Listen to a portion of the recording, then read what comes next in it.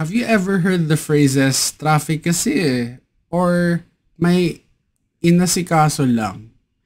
May pinag-usapan ba kayong rendezvous pero hindi siya or sila dumating on time? Gasgas na lahat ng mga reasons under the sun yung mga Pinoy. Especially in Metro Manila, traffic is a given.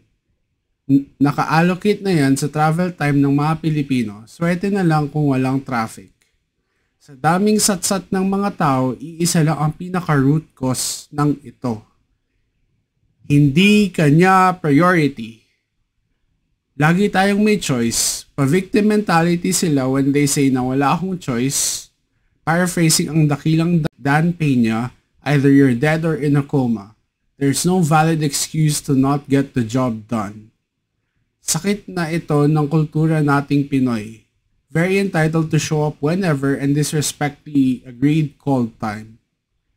Examples range from being 5 minutes late to a whopping 30-minute delay and beyond. If you're to meet sa isang cafe or restaurant, titingnan ka pa ng masama ng mga waitstaff expecting you to order something na dapat naka-reserve pagdating na niya.